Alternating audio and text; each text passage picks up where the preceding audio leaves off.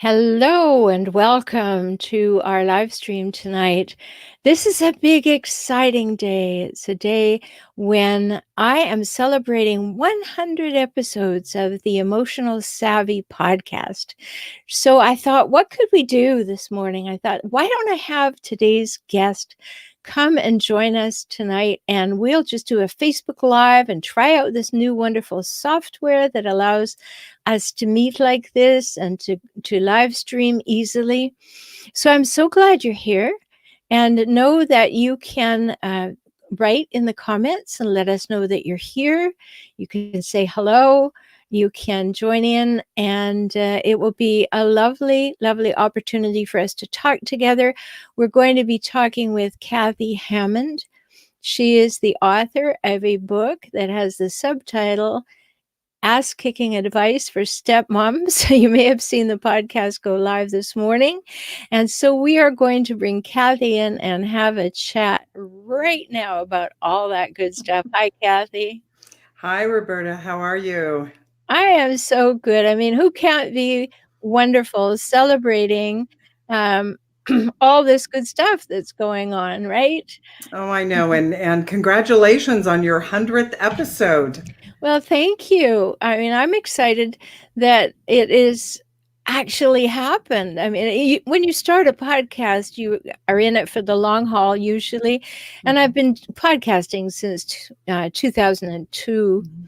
So, it's been something that I'm very comfortable doing. But with this new two shows that have been going now for a couple of years, to reach the 100th episode, 52 weeks in a year, you have to put in the time, right? Oh, you do. So here we are having an exciting time, and the exciting things are happening in your life too with this book. And immediately we put out the podcast today. People on YouTube were writing. So if you happen to be one of those people and you want to chat with us, say hello in the chat. We'll be able to see it. You'll also have the opportunity to ask us questions as we're chatting together. I have some questions for Kathy, but you might as well. So we can look into that. So be sure to put them in the chat. We might not get to them right when you write them, but we'll certainly get to them. And we'd love to know you're here. And if you're joining us after this chat has gone live and we have gone away, always know that you can connect on YouTube or on Facebook. On Facebook, you can connect with me at Relationship Help Doctor. So facebook.com/Relationship Help Doctor. And on YouTube, my channel is For Relationship Help, FOR Relationship HELP. So you can connect, you can ask questions. And Kathy's already been in there under her podcast responding to folks, which is great. So let's just talk a little bit for those who haven't had a chance to listen to the podcast. We were talking about this ass-kicking advice for stepmoms. Tell everybody about the book that you wrote. Well, the ass-kicking part is the subtitle. It's How to Kill Your Husband's Ex Attorneys and Then Some. And the book was, I wrote the book it's as a guide to give some really helpful tips for stepmoms on how to maintain your sanity during some very challenging times and some circumstances that you may come across as a stepmom. So hopefully, the book will help people, just save their sanity and their money. Well, I appreciate the language that you're using because my other podcast is called Save Your Sanity. But I have read the book and I think it would. I've not been a stepmom, but I certainly get a lot of questions from stepmoms because it is a difficult position sometimes to be in, that you're not trying to step into the mother's shoes. You have your own shoes, and that dynamic has to be established, doesn't it? Oh, absolutely. Yes. It's, and I think that we may have even touched on it in the podcast, that it's an abnormal situation. It's not the usual family. So, how people expect stepmoms to act and behave in a step family There are no rules for this. There's no guidelines. Each family is going to be very different. Well, yes, and my specialty being toxic relationships, if a person that you might marry has a toxic ex that they left, that's the gift that keeps on taking. Right. It's Exactly. just sort of a never-ending cycle of looking over your shoulder, not knowing when somebody's gonna come after your money or have something to say about your character or berate you for how you're interacting or how you looked when they saw you at a school event. It's just going to be a constant barrage because, of course, the toxic parent, the hijackal, as I call them, or the toxic ex, has to win. And they will find a way to try and have power over the relationship. But then if you take the dynamic that is just sadness and disappointment and pain and all, that's a whole lot to walk into anyway and takes a lot of healing. So what do you think, if you had to give one tip that was the most universal advice, what would you say? To stay out of it.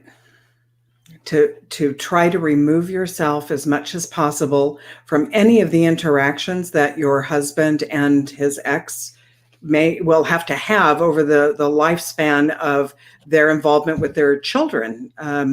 It's not that you're not important to your husband, obviously, and you can certainly guide him and give him some direction on what to do, but when it comes to that relationship the relationship really is between your husband and his ex, and it involves their children. So the best advice really I could give is stay out of it as much as possible. Even when they try to suck you in, do whatever you can to just say, no, that's fine. I mean, almost taking cues from stepfathers. I see a lot of stepfathers who they just go about their business, and they're not the bad guy. But there's also the piece of wanting to support your new spouse while they do this shuttle negotiation that has to Right. go on. How best do you do that? Oh, well, you certainly should support your spouse, but in some instances, and one point that I had in the book was, if your husband is complaining about paying child support or alimony, it's like, well, hey, there's what can he do? Those are his choices. He has to live with them. I mean, you can empathize, but he has to deal with the stuff that he has created. But still, to be supportive, be that shoulder, to be able to help too with the kids, when they're around. Obviously you're not going to ignore the kids, but when it comes to legal issues, and where there is real strife, it's really best to just keep yourself out of the fray. I think that's good advice because you didn't create it, so you don't Right. know all the details. And you didn't live it. So even the details that someone tells you about, you don't know what the experience was. Correct. So very good advice. And I think too, being supportive means just what you said, having boundaries. Like, no, babe, that was what happened over there. That was you and her, and whatever occurred, whatever decisions you made, what agreements Mhm. you made, that's not on me. And that's what you walked into, but you did not have any hand in creating it. So it becomes important that, yes, we can discuss things. I can be a sounding board for you to a degree, but in the end, I can't help with that. Yes, and also dealing with the attorneys, if there's any legal issues, the attorneys also don't want you there because they're saying one thing, you're saying something else to your husband. He doesn't know which way to go. Things start to get very confusing. You have no authority to make any decisions about anything. And so it's always best, it's like where you just have to just understand where you're going to be the most help and where you're not. Very good advice again. So let's just take a very specific example.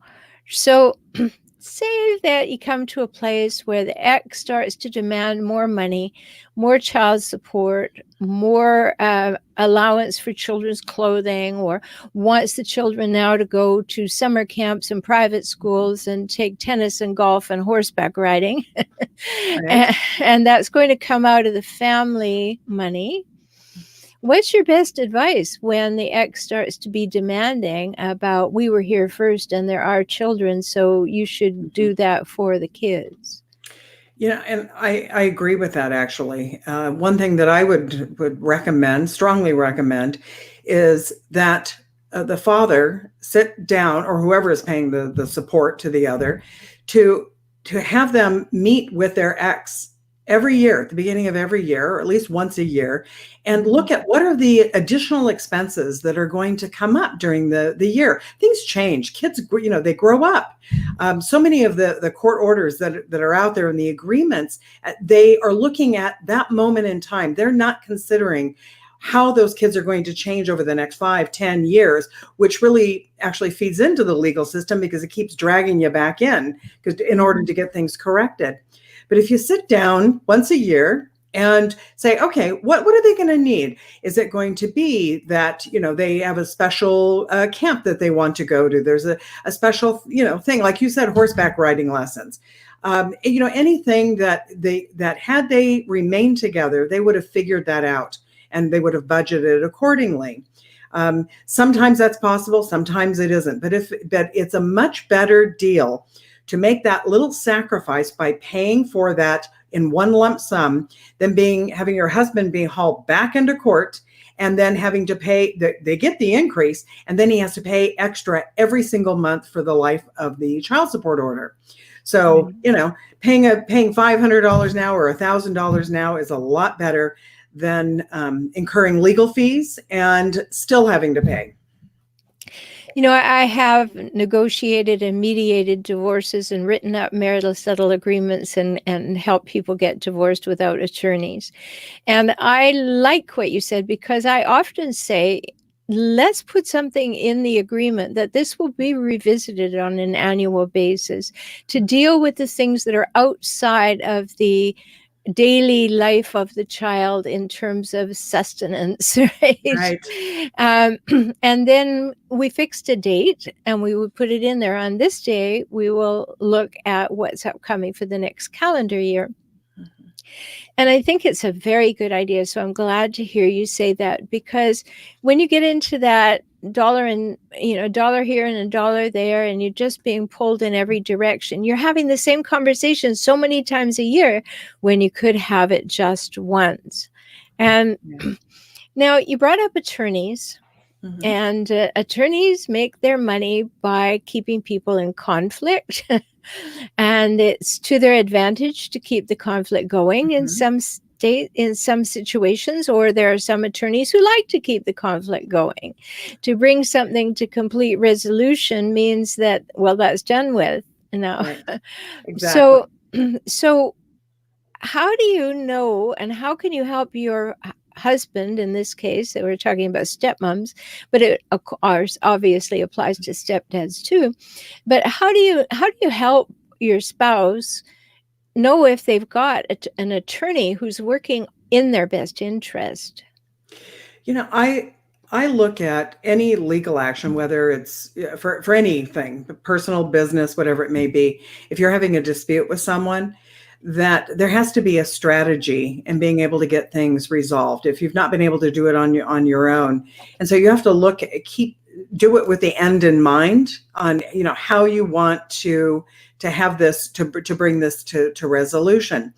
And so attorneys should have a game plan for if you're going to be engaging in battle. And so if they don't have that, if they're not able to tell you that, and they just want to file something to start it, it's like run from that attorney. If they're not able to tell you how this is going to get resolved. So that is one thing that, you can actually share that with your husband. They also need to interview the attorneys, and I've said before that, people, if someone's going to interview someone for a $10 an hour job, they get references, they ask lots of questions, they have them meet all kinds of people. But we go into an attorney's office, and because they have a diploma on the wall that says they're a lawyer, that it's as if they're qualified to actually take care of your case. But not everyone is good at, they don't do litigation, or they just don't do it very well. Maybe they're juggling too many cases. And maybe they're not really familiar with the type of case that you have. Not everything is cookie cutter. And so that you have to ask all of these questions. And so being able to maybe, prep your husband to be able to get the questions that he needs to get the answers to, and also talk to, 2 or 3 lawyers to really, and interview them. And another thing that I don't do, I don't pay to interview lawyers. No. Lawyers sometimes will charge a consultation fee.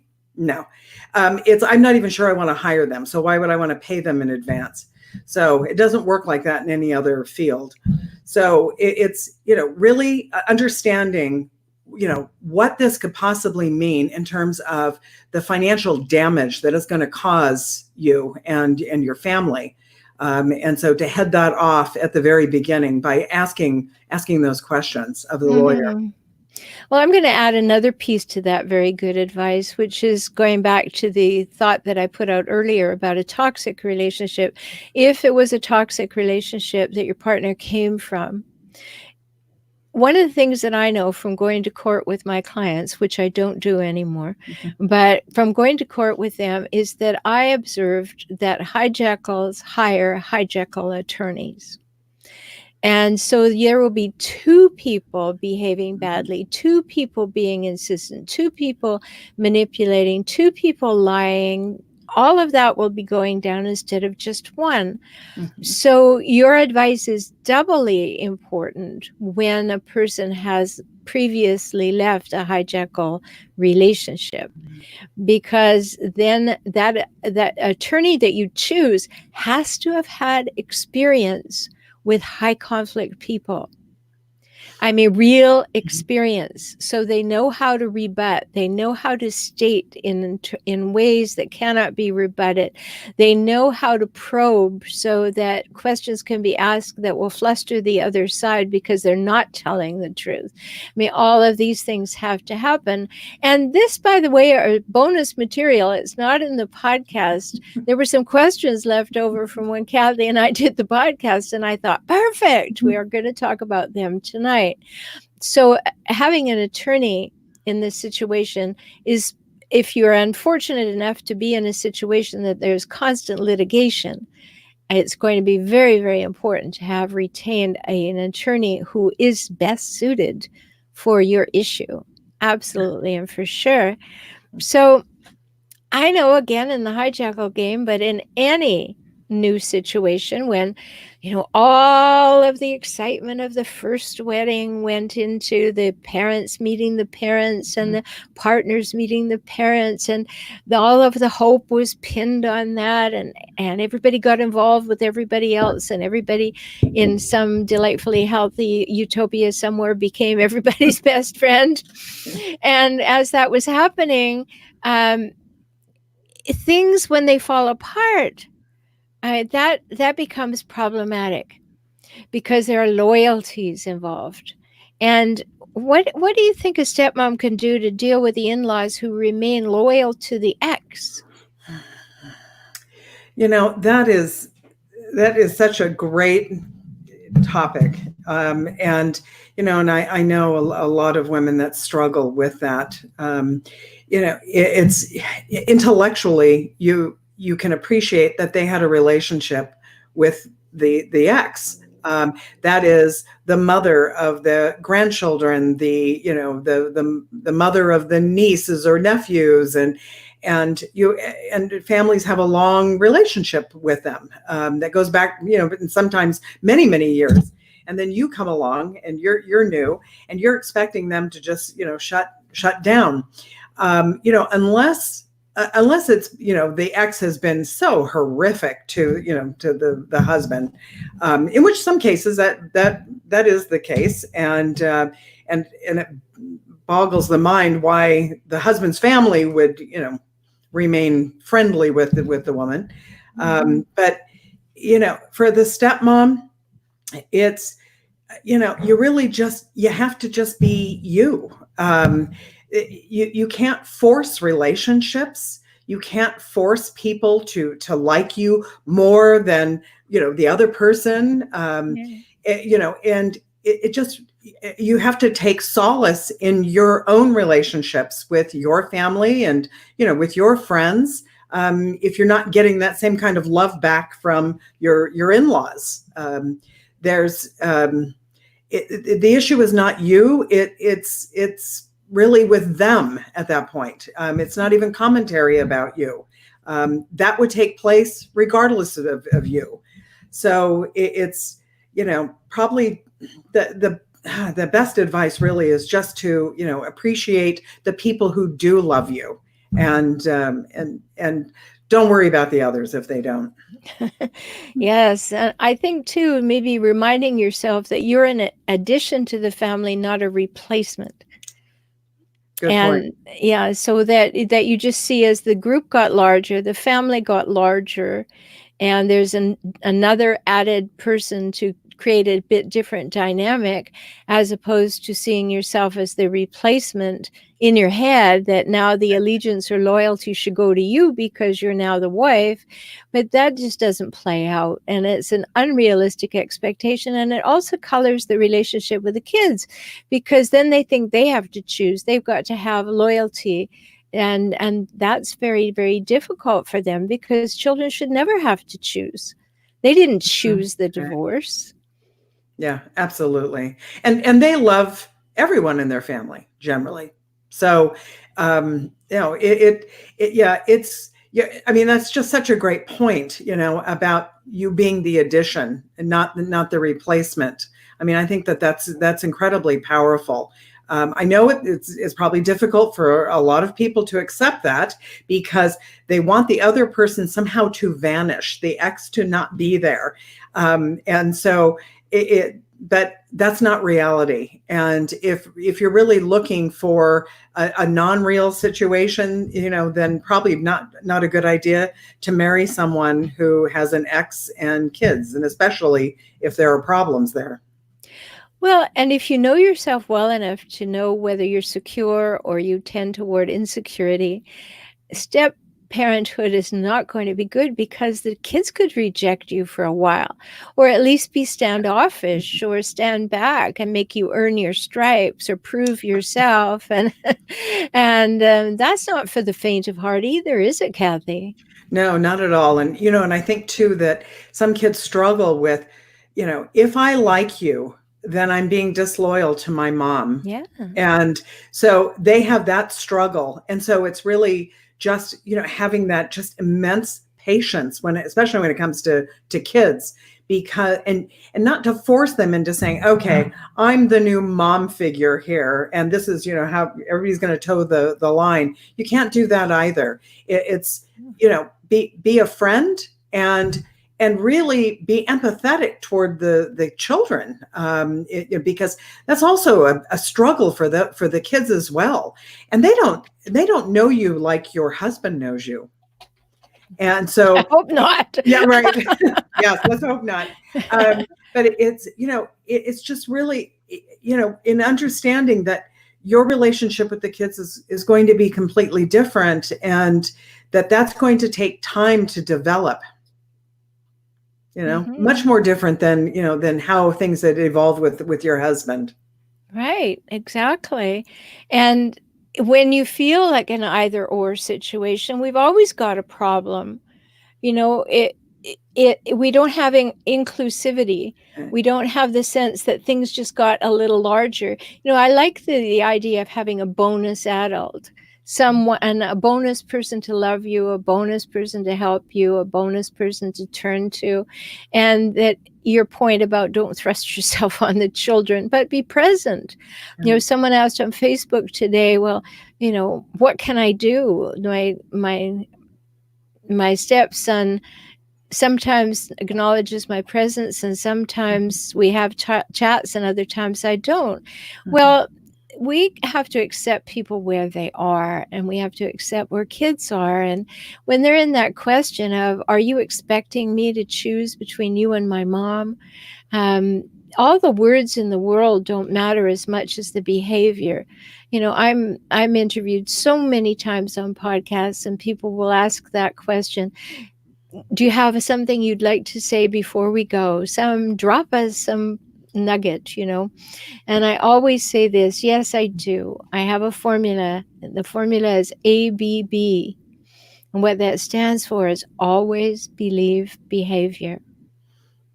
So you can have all the words in the world, but if you really understand that the behavior is where it's at, kids perceive your behavior. Kids understand the idea of the vibrations that you give off, the acceptance that you have, the willingness to look them in the eye and hold their gaze and bond with them. All of those things are signs that kids are much better at picking up than some adults are. Right. And so they're watching, they're observing, and when you're present, fully present and interested and accepting of where and who they are, then they can come to you, as long as you're available.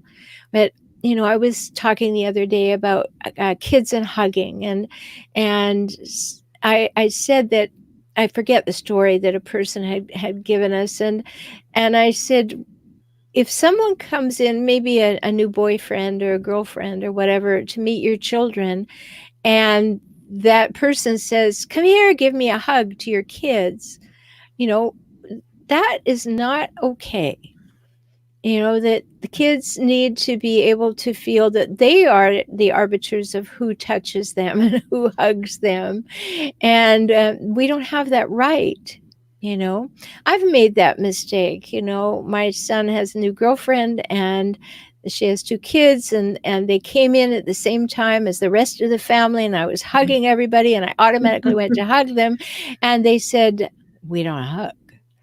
And I thought, okay, my bad. I should have watched their body language. It was me. I was on a roll. It's my kids, my grandkids, everybody's coming in. And, you have to be conscious of these things. You really, really do. And I was delighted that a 13-year-old, when I went to hug her, she actually extended her hand and stuck her elbow into her stomach so I couldn't get any closer. Oh, here's a clue, right? But that showed that she had good boundaries. She was very clear. I'll decide people to hug me, not an adult. And in the step parent world, that's a very important thing. I remember dating a fellow, and when I had kids and he did not, and he came in one evening, and it was the first time he'd seen the children, and he said to my little one, who was 3, come here and give me a hug. And I said, oh, no.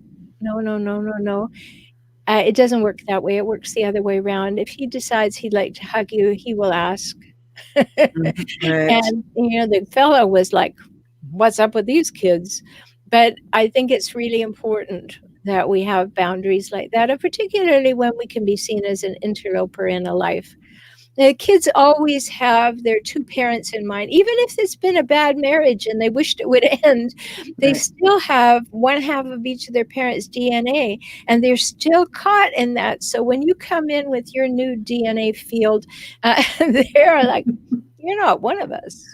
Yeah. And and they pick up on all this. They know this at such an early age.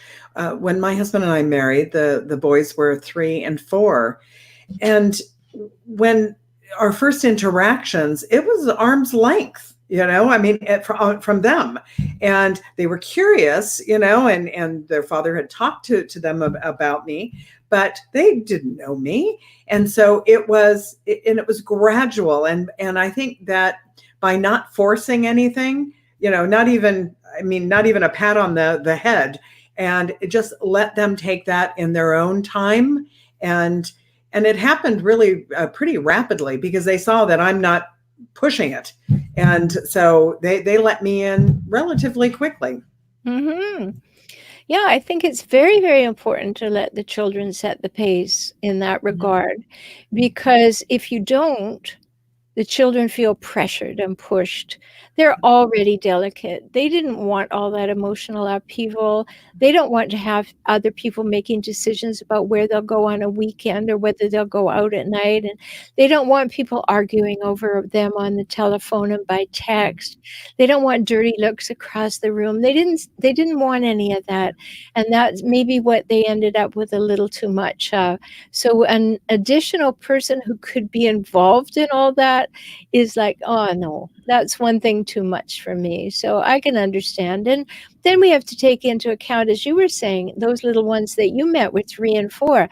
Well, that level of brain development is entirely different than coming into a house with teenagers. Oh, yes, absolutely. I was blessed that they were so little, because they don't remember a time when I wasn't there. And I really feel for the women who marry into a family, a well-established family where the children have, recent recollections of their parents being together. My stepsons, they don't know that. They don't recall a time when their parents were together because they were so young.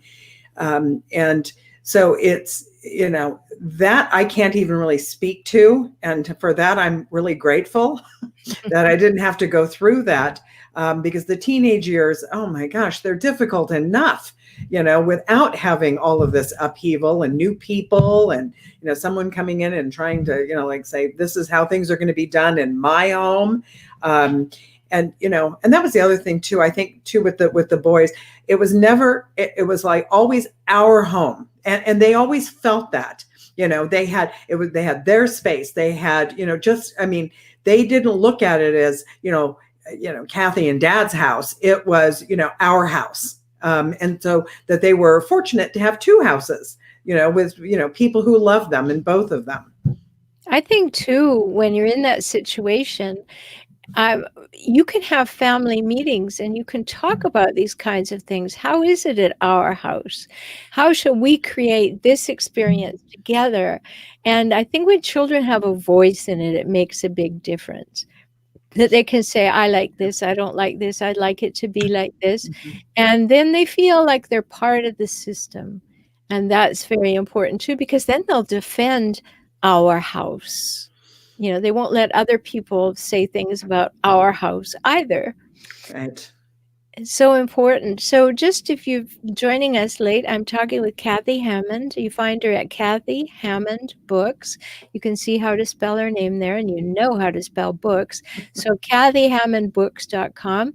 You can always find me at the remnant of my website that's up in the corner there, transformingrelationship.com. And this is new software to me, so I didn't know that those words would be cut off, but transformingrelationship.com. And Kathy's episode of my podcast, Transforming a Relationship with Emotional Savvy, went live today, and we are celebrating the 100th episode of Emotional Savvy. Woohoo! It's some kind of a milestone, or I think it's supposed to be anyway. So we're celebrating by using this new software and having a chat together. And if you have questions, you can put them in the comment section in the chat, and we will see them.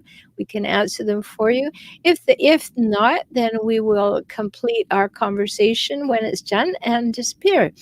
So is there anything, Kathy, that you think that we haven't covered that is very important for people to consider in the step parenting world? I know we've talked about, money and how that impacts everyone. I think that too, and how to stay out of things. I think that one thing that's really important is that when it comes to your stepchildren's education, that they have 2 parents, and both parents, really, for the most part, they probably are, involved in their children's education. But I see too many step parents like overstepping, really getting so involved in things that it's not going to be helpful to the kid. If trying to get involved at the school level and trying to extract information and, trying to and not to be able to, not saying that you shouldn't help them if they want the help, but not to force that on a situation. That, and also in discipline and disciplining the stepkids, it goes hand in hand. It's like that's the parents' domain. That's something that they really need to be able to take care of. Kids they expect it from their parents, the discipline, and they still love them. You dish it out, they don't expect it from you, and they're going to hate you. They're going to resent you. So it's best just to be able to stay out of that. But if a kid really wants guidance and you've formed that kind of a relationship, by all means. And I don't think anyone would want to stop something positive. But when there are certain things that parents need to handle, they really need to be allowed to handle them, because some parents too, they kind of let the step parents run with things. And that's also wrong. The step parent is then going to get the brunt of the child's resentment. Right. Yes. And that's just so, and that's not unfair. fair. No, very unfair to everybody, because it puts a layer on top of something. There's already enough going on, and then you put that layer on top of it, and you compound and make things even more complicated. And emotions are complicated enough, especially if you've got little folks in this mix. They don't understand. They don't have the language for it. They don't have the development of the parietal and prefrontal lobes to have rational, linear, logical thought, enough experience to fit this into the world. They only have their experience and what's going on for them. And so we can't do anything about that. We have to understand the situation as it is and fit into it and grow with it. And yes, there are going to be times, and I'm speaking from listening to clients, but I'm sure you could speak to it from your experience. There are going to be times when you are a little lonely and left out. What do you say? Yes, that can happen, but and that's up to your husband to make sure that doesn't happen. I think it's too easy that once you come in, that they'll look at you as additional help in the process, and not realizing really what you're going through. It's not if there are people who are not welcoming to you and you've done nothing, to warrant this, and no one is saying anything, and no one's coming to your defense, and no one's telling people to knock it off. Yeah, it can be really pretty lonely. Mm-hmm. And on top of that too, there's also here is a woman who went before you. And she knows your husband, and she knows a lot of those things. And so, there's that kind, and you're seeing this person, regularly perhaps. And being faced with that, is also a struggle. And I think that can create a lot of conflict even in your own home, because of that. It's like, well, why are you siding with the ex? What is there still that attraction? I mean, you can start getting into all kinds of things. So it's not just, what's involved with the kids, but also what's going on with you personally. There's so much to take into consideration when choosing to become a stepmother. And it really is it's a choice. It's not, people aren't, they're not surprised, by becoming a stepmother. So. No, I think they may be surprised by what they go through once they are one, but they did know those children existed. Exactly. Yeah, there's so much to learn. Well, I want to thank you, Kathy, again for your wisdom and your willingness to share the journey and to help other people get your ass-kicking advice for stepmoms. And I hope that they'll read your book. Tell them about it again and where they can find it. Yeah, it's How to Kill Your Husband's Ex, Attorneys, and Then Some, Ass-Kickin Advice for Stepmoms. It's available at Amazon, and you can also read more about it at kathyhammondbooks.com. Great. Well, thank you so much for being here. And if anybody listening has comments, certainly put them under the videos. I will certainly see them. And Kathy will be checking back on YouTube now and again to see what you might like to know from her. And I'm just going to run through a few things that we covered today just to remind you of the topics that we had. So we were talking about letting children set the pace. And we're talking about the person that you married needs to help you be engaged with the family. And certainly we were talking about be empathetic to the kids. Everybody's going through something. And then for other information, go to kathyhammondbooks.com and read the book. That'll help you a whole lot. I'm Dr. Rhoberta Shaler, and it is my pleasure to be the host of the Transforming Relationship with Emotional Savvy show. You can find my shows and my YouTube channel by going to just one URL. Go to relationshiphelpnetwork.com. I'll put that right in the chat for you so that you can see it in print. Relationshiphelpnetwork.com. At that link, you will find both of my podcasts as well as my YouTube channel. So that will take you directly there and you can easily see it.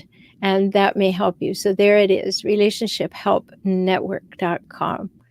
And I have lots of wonderful guests, just like Kathy, and I think that you will enjoy it. Go back and have a look at other episodes of the podcast or the YouTube channel.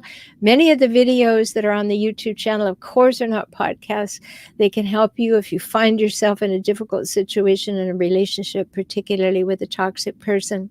So thanks for being here to help me celebrate 100th episode. Thank you, Kathy, for being my guest for the 100th episode. Thank you and congratulations. Oh, thank you so much.